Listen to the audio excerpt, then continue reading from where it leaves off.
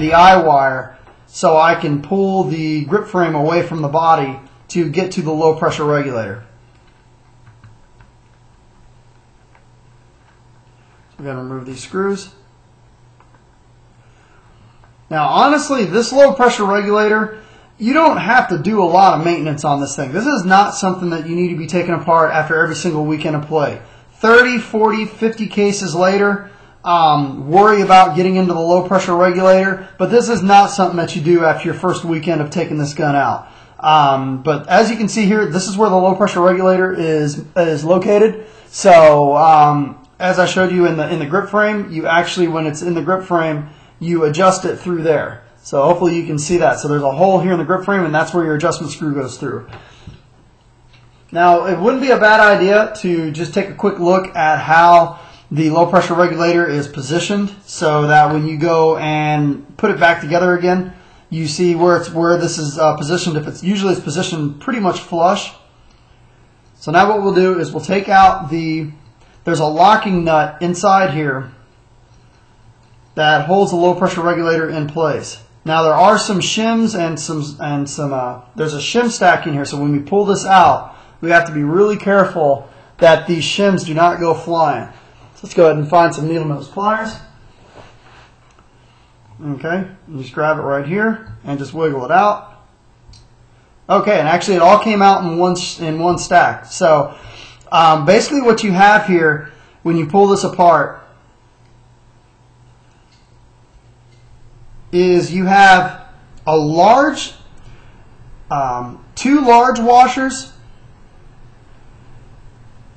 and 8 smaller ones inside here. So I don't think you can see this on the camera, but there's 2 large washers that go together like this, and then 8 smaller washers that go together like this all the way down towards the end.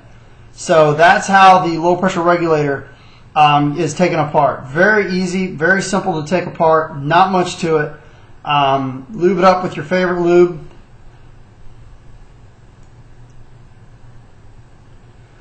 And put it back in place. So that's the low pressure regulator. And that's about it. And if you want to, you can back this adjustment nut all the way out and clean that up and then stick it back in. But there's really not much with this low pressure regulator. Now, on the low pressure regulator, I don't know if you can see this or not, there is a notch cut out in it. Okay, it's smooth all the way around, and then there's a notch cut out here. That is where this locking screw goes into it. So you need to be careful if you're pulling this out, that when you put it back in, you need to make sure that that indexing, that little index notch there lines up with this groove along the side.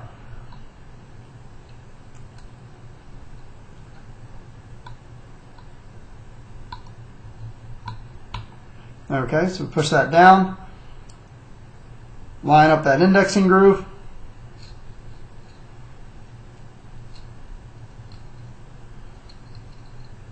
and then screw down the nut. Now something else that Proto did with their M8, which I was really happy about, is they slid the solenoid back a little bit to make it easier if you ever needed to replace your eye wires.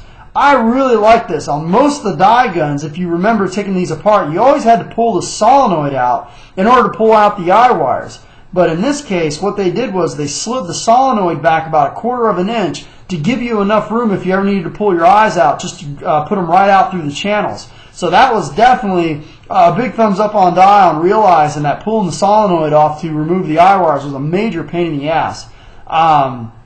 So that's something that you just notice as you look inside here, that you can slide the eye wires right out without having to mess around with the solenoid, which is really cool.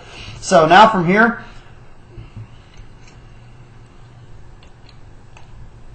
let's go ahead and stretch this back over. What we'll do from here is go ahead and reconnect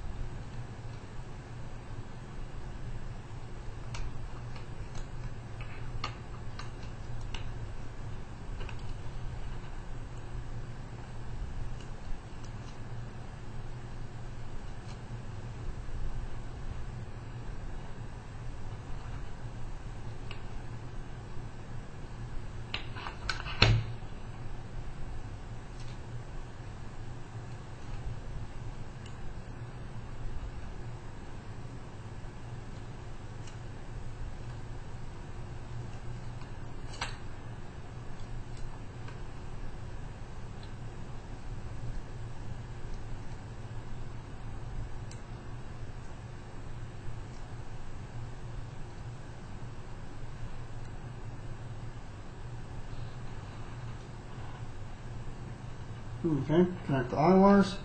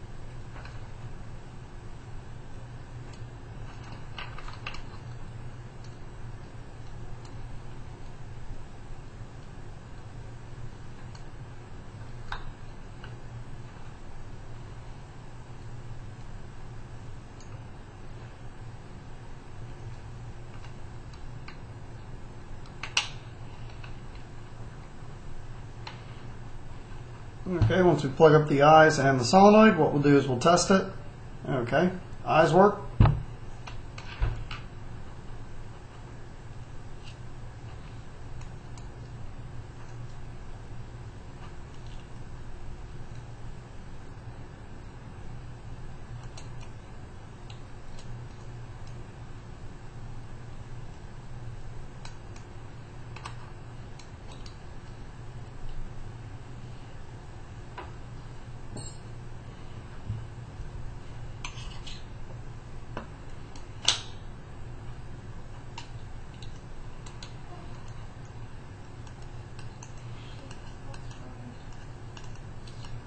Grab the Allen key and screw it in through the front.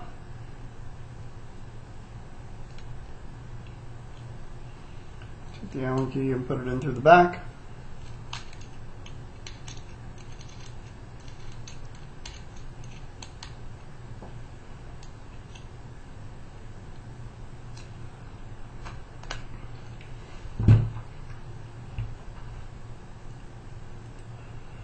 Now we'll put in the grip frame screws.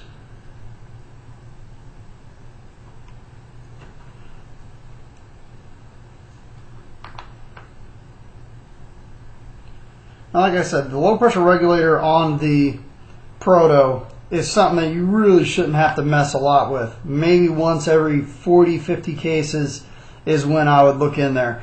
Other than that, leave it alone. It's not anything that you need to get into. If you don't know what you're doing, or lose a shim, your gun is definitely not going to be shooting right. So let's go ahead and put in the fuse bolt.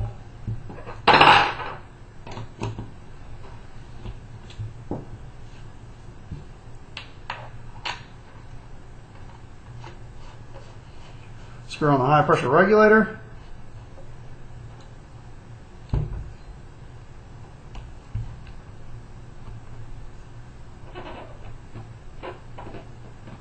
Okay, we'll grab a tank and air it up.